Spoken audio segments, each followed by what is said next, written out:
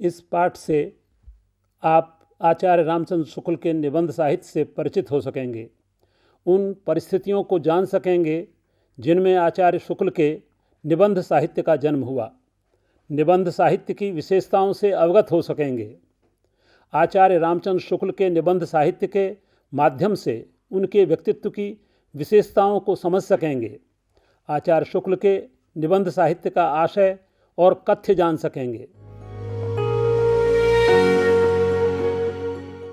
आचार्य रामचंद्र शुक्ल की ख्याति हिंदी साहित्य में एक इतिहासकार, आलोचक और निबंधकार के रूप में सर्वाधिक रही है। उनके इन तीनों रूपों में भी उनकी सबसे ज़्यादा ख्याति एक आलोचक की रही।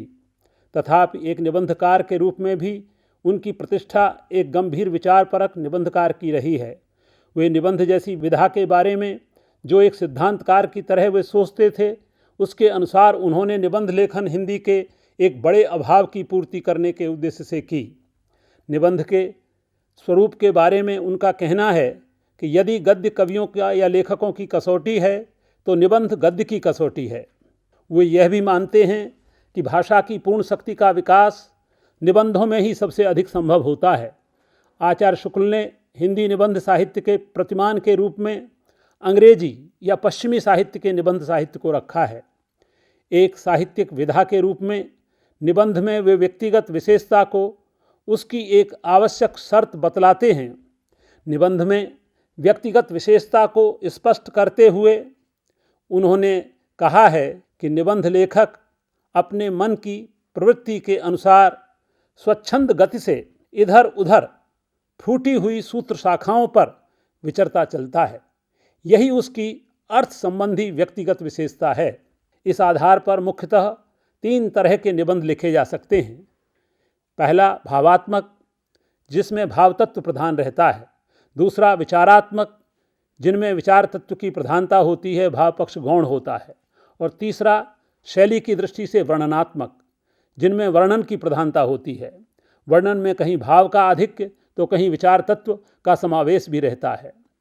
इनमें भी विचारात्मक निबंधों में व्यक्तिगत विशेषता का लाना बहुत मुश्किल काम होता है। कहने की जरूरत नहीं है कि शुक्ल जी ने हिंदी निबंध में यही काम करके दिखलाया। उन्होंने गंभीर और तात्विक निबंध लिखे और ख़ास बात यह है कि उनमें व्यक्तिगत विशेषता का अभाव नहीं आने दिया। शुक्ल जी के निबंध उनकी भाषा शैली और भाव विचार संगठन की दृष्टि से उनके व्यक्तित्व के परिचायक हैं। इस दृष्टि से लेखक एक ही बात को भिन्न भिन्न दृष्टियों से देखने का प्रयास करता है, तभी वह अपने निबंध में व्यक्तिगत विशेषता उत्पन्न करने में सफल हो पाता है। शुक्ल जी का इस बात पर भी खास बल रहा है कि कहीं ऐसा न हो कि नाना अर्थ संबंधों का वैचित्र दिखलाने से निबंधकार के पास कहने के लिए कोई बात ही न बाकी रहे। उनके हिसाब से निबंध में कहने के लिए कोई बात अवश्य होनी चाहिए। उनकी स्पष्ट मान्यता रही है कि एक अच्छा निबंधकार बुद्धि और भावात्मक हृदय को साथ लेकर चलता है। जहाँ केवल बुद्धि का चमत्कार दिखाने का प्रयत्न किया जाता है, वहाँ निबंध किसी भावशून्य निर्जीव शरीर जैसा दिखाई देता है। उसी तरह केवल भावों की उछलकूद दिखाई जाए और उसको बुद्धिशून्य बना दिया जाए तो वह भी निबंध व्यक्तिगत विशेषता वाला नहीं होता। कहना न होगा, शुक्ल जी ने निबंध लिखकर जहाँ गद्य को कसौटी बनाया, वहीं उससे हिंदी के ज्ञान क्षेत्र को भी समृद्ध किया। हिंदी साहित्य का इतिहास लिखते हुए उन्होंने आधुनिक काल में जब गद्य साहित्य के उत्थान के बारे में लिखा तो गद्य की कसौटी मानने वाली निबंध विधा पर बहुत गंभीरता से विचार करते हुए इस बात पर कई जगह अफसोस भी जाहिर किया है कि जीवन से सीधे सीधे संबंधित स्थायी विषयों पर निबंध लिखने की जो शुरुआत भारतेंदु युग में हो गई थी, उसका विकास आगे बहुत कम हो पाया है। और यह भी कई जगह पर उन्होंने सूचित किया कि इस तरह के निबंध उनके समय में भी कम लिखे जा रहे हैं। जिस समय वो स्वयं जीवित थे तब भी उनको ये महसूस हुआ कि ऐसे निबंध आज भी नहीं लिखे जा रहे हैं जैसे भारतेंदु युग में लिखे गए थे। कहना न होगा कि इस अभाव की पूर्ति करने के लिए उन्होंने स्वयं कलम उठाई और जीवन से संबंधित स्थायी विषयों पर, खासतौर से भावों और मनोविकारों पर स्थायी महत्व के निबंध लिखे, जिनका जीवन से सीधा संबंध होता है। चाहे आज समय कितना ही बदल गया है, जीवन की परिस्थितियां कितनी ही बदल गई हैं, किंतु उनके निबंध आज भी उतने ही प्रासंगिक हैं जितने उनके समय में थे। ऐसे स्थायी महत्व के विषयों पर लिखे गए निबंध उनके निबंध संग्रह चिंतामणि के प्रथम भाग में संकलित हैं। यहाँ कहने की जरूरत नहीं होगी कि ये जीवन के स्थायी विषयों पर लिखे गए निबंध हैं। स्थायी विषयों से उनका मतलब मनुष्य जीवन से संबंधित वे मानवीय स्थायी भाव हैं जो मानवीय भावनाओं को व्यक्त करते हैं। ये ऐसे भाव हैं जो पृथ्वी पर रहने वाले मानव मात्र से संबंधित हैं। इनका किसी एक देश से संबंध नहीं, पूरी मानवता से संबंध है। वे चूंकि रस सिद्धांत को मानने वाले एक आधुनिक आलोचक थे और उन्होंने रस सिद्धांत को नया आधुनिक विवेक एवं परिप्रेक्ष्य देने और उसी परिप्रेक्ष्य में उसको देखने का प्रयत्न किया था, इसलिए ये निबंध उस अभाव की पूर्ति भी करते हैं। एक रसशास्त्री और जीवन शास्त्री के ज्ञान के लिए भी ये विशेष रूप से महत्वपूर्ण हैं। शुक्ल जी मानते हैं कि अनुभूति के द्वंद्व से ही प्राणी के जीवन का आरंभ होता है। जब बच्चा जन्म लेता है या मनुष्य संसार में जब आता है तो उसके पास एक जोड़ी अनुभूति ही होती है। सिर्फ या तो वो सुख महसूस करता है इस दुनिया में आकर या दुख महसूस करता है। दो तरह के ही भाव होते हैं। बालक का पेट भरा है तो बालक हंसता है, सुखानुभूति महसूस करता है, और खाली है तो रोने लगता है, दुखानुभूति महसूस करता है। इसी से वह हंसता है और रोता है। आगे चलकर जीवन के विभिन्न सक्रिय जीवन क्षेत्रों में आकर जब ये अनुभूतियाँ विभिन्न विषयों के अनुसार प्रकट होती हैं तो इन्हीं को भाव कहा जाता है, जिन्हें शुक्ल जी ने मनोविकार भी कहा है। ये भाव या मनोविकार ही हैं जो जीवन के संबंधों का निर्माण करते हैं और जिनसे सामाजिकता का निर्माण होता है। भाव न हो तो मनुष्य समाज का निर्माण ही न हो। वो यह भी बतलाते हैं कि जीवन में सुख दुख की सामान्य अनुभूति ही विषय भेद के अनुसार प्रेम, हास्य, उत्साह, आश्चर्य, क्रोध, भय, करुणा, घृणा इत्यादि मनोविकारों का जटिल रूप धारण करती है। कहने की जरूरत नहीं होनी चाहिए कि ये जीवन के स्थायी भाव हैं, हमेशा से रहे हैं, आज भी हैं और आगे भी रहेंगे, और हमारा सारा मनुष्य जीवन विधान इनसे ही संचालित होता है। शुक्ल जी ने अपने निबंध साहित्य का केंद्र ऐसे ही स्थायी विषयों को बनाया है। इस मामले में उनकी बराबरी कोई दूसरा निबंधकार नहीं कर सकता। शुक्ल जी ने स्वयं माना है कि समस्त मानव जीवन के प्रवर्तक भाव या मनोविकार ही होते हैं। इनसे ही व्यक्ति संचालित होता है, प्रेरित होता है। कोई न कोई भाव ही होता है जो व्यक्ति को उसके अनुरूप कार्य में प्रवृत्त करता है। लोक की रक्षा और लोक का मनोरंजन का काम भी भावों पर भी टिका हुआ है। इनका सदुपयोग भी हो सकता है और दुरुपयोग भी हो सकता है। शुक्ल जी ने लिखा है कि जिस प्रकार लोक कल्याण के व्यापक उद्देश्य की सिद्धि के लिए मनुष्य मनोविकार काम में लाए गए हैं, उसी प्रकार किसी संप्रदाय या संस्था के संकुचित और परिमित विधान की सफलता के लिए भी इनको काम में लाया जा सकता है। शुक्ल जी ने अपने अनुभव के आधार पर लिखा है कि समाज के भीतर जितने भी तरह की शासन व्यवस्थाएं हैं उनमें मनुष्य जाति के भय और लोभ जैसे मनोविकारों से काम लिया जाता है। मनुष्य को दंड का भय दिखाया जाता है, पुरस्कारों का लोभ दिया जाता है। राज्य सत्ताएं या तो दंड से चलती हैं या पुरस्कारों के प्रलोभन से चलती हैं। ये एक भाव सत्ता का पूरा उपयोग करती हैं। धर्म सत्ता को देख लीजिए, धर्म सत्ता भी मनुष्य को नरक का डर दिखाती हैं या स्वर्ग का प्रलोभन दिखाती हैं। इस तरह से डर और प्रलोभन दिखाकर वो काम करती देखी जाती हैं। इससे स्पष्ट होता है कि मानव जीवन भावों की प्रक्रिया के अंतर्गत संचालित होता है। इसी उद्देश्य की पूर्ति के लिए शुक्ल जी द्वारा उत्साह, श्रद्धा, भक्ति, करुणा, लज्जा और ग्लानि, लोभ और प्रीति, घृणा, ईर्ष्या, भय और क्रोध जैसे मनोविकारों पर जो निबंध लिखे गए हैं वे आज भी कई मायनों में दिशा निर्देशित करने वाले हैं। इनका संबंध जीवन के साथ साथ साहित्य से भी है, क्योंकि साहित्य भी मनोभावों की प्रक्रिया से ही संचालित होता है। यही उसका जीवन विधान है। इनके अलावा चिंतामणि 1 और 2 में जो निबंध संकलित हैं उनका उद्देश्य कविता की सैद्धांतिक और व्यावहारिक आलोचना करना है। इस आधार पर उनको आलोचनात्मक निबंध कहा जा सकता है, लेकिन विशुद्ध निबंध की कसौटी पर जब उनको लाकर परखते हैं, कसते हैं, तो वे आलोचना ही ज़्यादा मालूम होते हैं। निबंध उनका रूपाकार अवश्य है, आत्मा उनकी आलोचना की ही है।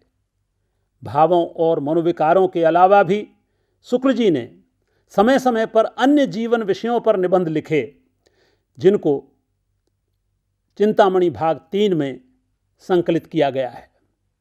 मनोविकारों के अलावा उन्होंने उन व्यक्ति चरित्रों पर भी चरित्र व्यंजक निबंध लिखे जिनसे वे किसी न किसी स्तर पर अपने समय में प्रभावित हुए थे।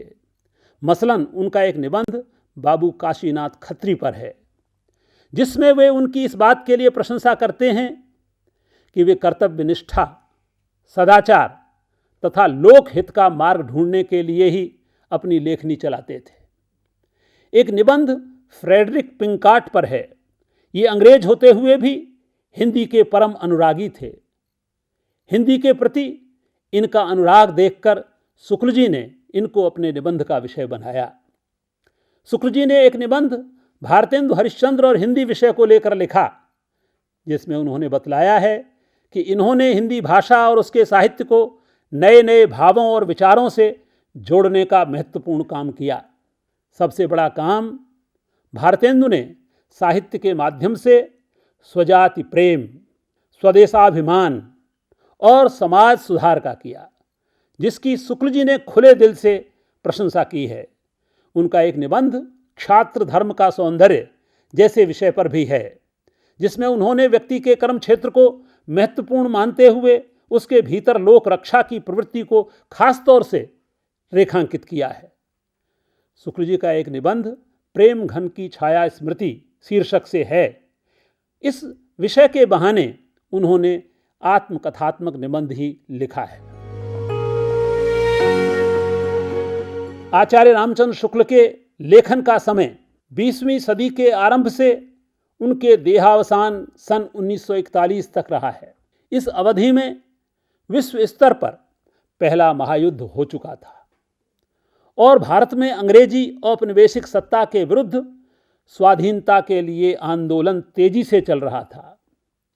इस आंदोलन के चलते हिंदी भाषा और साहित्य दोनों में सोच के स्तर पर, दृष्टि के स्तर पर बुनियादी परिवर्तन हो रहे थे।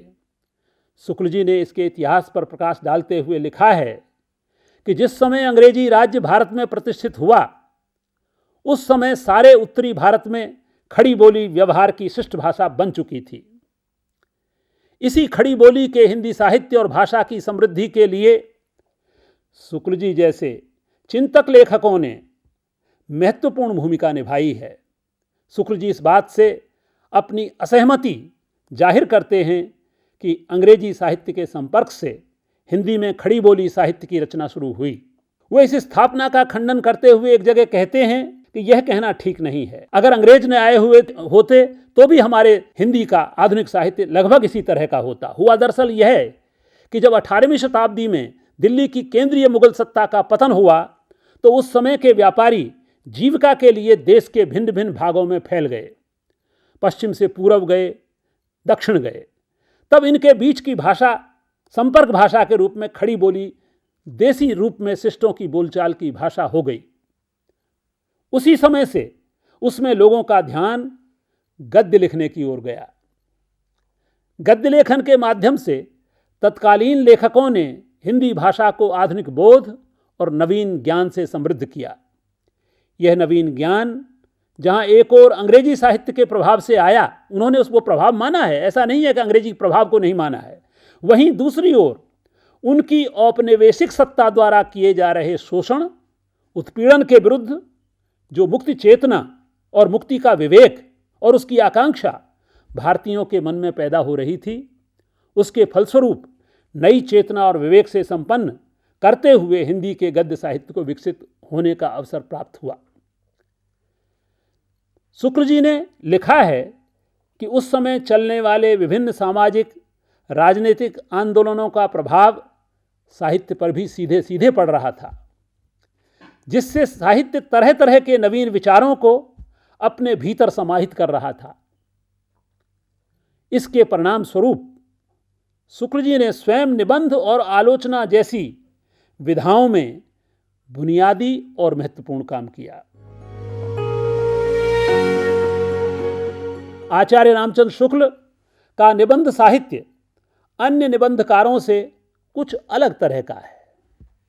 उसकी अपनी विशेषताएं हैं। वह एक तरफ अपनी परंपरा से जुड़ता है तो दूसरी तरफ उसमें नवीन भावों और विचारों को लाने और उनको स्थापित करने का सजग प्रयास मिलता है। वे पिछले साहित्य की उन रूढ़ियों से टकराते हैं जो साहित्य की प्रगति में अवरोधक बनकर आती हैं। शुक्ल जी अपने समय की इस बात से वाकिफ हैं और इसके प्रति सजग हैं कि निबंध साहित्य का सृजन जीवन से संबंधित स्थायी विषयों पर वैसे ही होना चाहिए जैसे कहानी, उपन्यास, कविता और अन्य विधाओं में होता है। निबंध केवल रूपाकार नहीं है बल्कि वह जीवन चेतना भी है जिससे साहित्य की विभिन्न विधाएं सृजित होती हैं। सच तो यह है कि वे आलोचना के रूप में लिखे गए निबंधों को सृजनात्मक निबंध की कोटि का नहीं मानते। वे स्थायी विषयों पर लिखे निबंध साहित्य को ही विशुद्ध निबंध की कोटि में रखते हैं। जब वे द्विवेदी युग में लिखे गए निबंध साहित्य पर अपने हिंदी साहित्य के इतिहास में विचार करते हैं तो उस क्रम में वे यह कहने से नहीं चूकते कि द्विवेदी युग में आकर स्थायी विषयों पर निबंध लिखने की परंपरा बहुत जल्दी बंद हो गई। जो शुरुआत भारतेंदु युग में हुई थी, द्विवेदी युग में वह मंद पड़ गई। इस द्वितीय स्थान के भीतर उत्तरोत्तर उच्च कोटि के स्थायी गद्य साहित्य का निर्माण जैसा होना चाहिए था वैसा न हुआ। उन्हीं के शब्दों में अगर हम देखें तो अधिकांश लेखक ऐसे ही कामों में लगे रहे जिनमें बुद्धि को श्रम कम से कम करना पड़े। शुक्ल जी बुद्धि के श्रम पर बहुत बल देते हैं। शुक्ल जी दरअसल ऐसे निबंध साहित्य के कायल थे जिनमें जीवन के पूरे रंग भरे हों, साथ ही सामाजिक सजीवता भी हो, वह विवेक भी हो जो आधुनिकता से आदमी को संबद्ध करता है, जैसी कि भारतेंदु युग के निबंध साहित्य में उनको नजर आती है। और वे उसका बार बार उदाहरण भी देते हैं। वे ऐसे निबंध साहित्य की कल्पना करते हैं जिसमें लेखकों के अंतः प्रयास से निकली विचारधारा हो। अंतः प्रयास से निकलनी चाहिए, ऊपर से ओढ़ी हुई नहीं। वे उस निबंध साहित्य की आकांक्षा करते हैं जिसमें विचारों की ऐसी गूढ़ गुंफित परंपरा हो जिससे पाठक की बुद्धि उत्तेजित होकर किसी नई विचार पद्धति पर दौड़ पड़े। वे ऐसे विचारात्मक निबंध लिखने के पक्ष में अपना मत व्यक्त करते हैं जहां एक एक पैराग्राफ में विचार दबा दबा कर कसे गए हों और उसका एक एक वाक्य किसी संबद्ध विचार खंड को लिए हुए हो। वो कितनी जरूरत विचार की मानते हैं। विचार का मतलब कोई विचार नहीं, आधुनिक विचार, मुक्ति वाला विचार। वे उन निबंधों को साहित्यिक कोटिका मानते हैं जिनमें भाषा के नूतन शक्ति चमत्कार के साथ नए नए विचारों की उद्भावना पाई जाती हो। सही बात तो यह है कि शुक्ल जी की दृष्टि में उस समय का निबंध साहित्य भाषा की नूतन शक्ति के साथ नए नए विचारों की उद्भावना करने वाला नहीं बन पाया था। इसलिए बार बार इस अभाव को पूरा करने की ओर इशारा करते हैं शुक्ल जी। कहना न होगा कि इसी अभाव की पूर्ति के लिए शुक्ल जी ने नए नए विचारों की गूढ़ गुंफित परंपरा वाले निबंध साहित्य का स्वयं सृजन किया, जिसमें उनके व्यक्तित्व की छाप साफ तौर पर देखी जा सकती है। शुक्ल जी ने निबंध के क्षेत्र में इसलिए जो काम किया वैसा उनके युग में शायद ही कोई दूसरा कर पाया हो। जैसा कि वे निबंध के बारे में सोचते थे उसी के अनुरूप उन्होंने अपनी व्यक्तिगत विशेषता को बनाए रखते हुए भाषा की नूतन शक्ति के साथ विचारों की गूढ़ गुंफित परंपरा वाला निबंध साहित्य सृजित किया। भाषा की नूतन शक्ति की बात बार बार करते हैं शुक्ल जी। जो भाषा की नूतन शक्ति नहीं ला पाता वह निबंध श्रेष्ठ निबंध नहीं होता, जिसमें एक ओर जीवन का रंग है तो दूसरी ओर सामाजिक सजीवता है। भावों या मनोविकारों पर लिखे उनके किसी भी निबंध को उठा लीजिए, उसमें विचारों की गूढ़ गुंफित परंपरा के साथ जीवन का कोई न कोई गहरा रंग अवश्य मिलेगा। मसलन उत्साह निबंध को लीजिए। उत्साह जैसे मनोभाव के बारे में विचार करते हुए शुक्ल जी ने स्वयं लिखा है कि किसी काम को करते हुए जब फल की विशेष आसक्ति से कर्म के लाघव की वासना उत्पन्न हो जाती है तो आदमी की इच्छा होने लगती है काम कम से कम किया जाए और फल ज्यादा से ज्यादा मिले, या यह भी प्रवृत्ति हो जाती है काम किया ही न जाए और फल मिलता रहे। चित्त में यही आता है कि कम से कम काम करना पड़े, बहुत सरल और कम करना पड़े और फल बहुत सा मिल जाए। यद्यपि यहां शुक्ल जी ने उत्साह जैसे स्थायी भाव के भीतर कर्म और फल के संबंध का सैद्धांतिक निरूपण भी किया है, किंतु वे इस प्रवृत्ति का संबंध हिंदुस्तान के निवासियों से जोड़कर इसमें जीवन का अपना रंग भरते हैं। चूंकि उनका रिश्ता हिंदुस्तान के निवासियों से है, उन लोगों से है जो मुक्ति आंदोलन लड़ रहे थे उस जमाने में, उन्हीं लोगों के लिए लिख रहे थे जो उस समय खास तौर से अपनी रूढ़ियों से मुक्त होने के साथ साथ आज़ादी की लड़ाई लड़ रहे थे। आज़ादी की लड़ाई एक कर्म था, लेकिन फल की कोई बात नहीं थी उसमें, बहुत जल्दी मिलने वाला। शुक्ल जी ने इसलिए कहा है, श्री कृष्ण द्वारा गीता में दिए गए फल में अनासक्ति वाले संदेश का उल्लेख करते हुए लिखा है कि श्री कृष्ण द्वारा कर्म मार्ग में फलासक्ति की प्रबलता हटाने का बहुत ही स्पष्ट उपदेश दिया। बहुत से कर्म ऐसे हैं जिनमें फलासक्ति होने के बावजूद फल नहीं मिलता है, पर उनके समझाने पर भी भारतवासी इस वासना से ग्रस्त होकर कर्म से तो उदास हो बैठे और फल के इतने पीछे पड़े। यह व्यंग किया शुक्ल जी ने कि गर्मी में ब्राह्मण को एक पेठा देकर पुत्र की कामना करने लगे, 4 आने रोज का अनुष्ठान करा के व्यापार में लाभ की कामना करने लगे, शत्रु पर विजय की इच्छा करने लगे, रोग से मुक्ति का, धन धान्य की वृद्धि और न जाने क्या क्या सोचने लगे।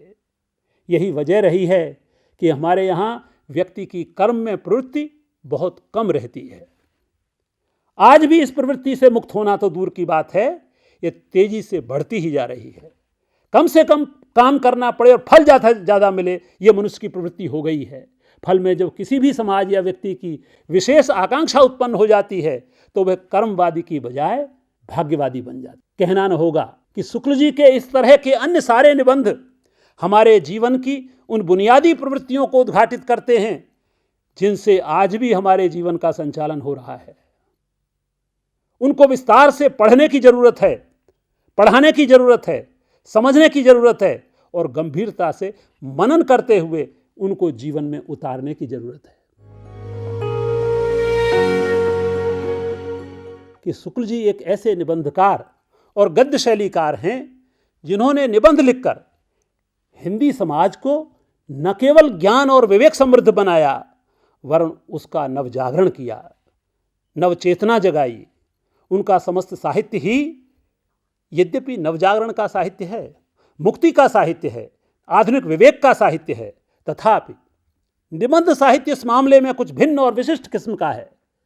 उसका संबंध सीधे हमारे जीवन की मनोवैज्ञानिक जरूरतों से है, हमारी भावनाओं से है, हमारे विचारों से है, हमारे जीवन कर्म से है, उसकी फल की आकांक्षा से है। वे हिंदी में निबंध लिखकर एक जरूरत को, एक बहुत बड़ी जरूरत को पूरा करते हैं और जीवन में नया अध्याय जोड़ते हैं।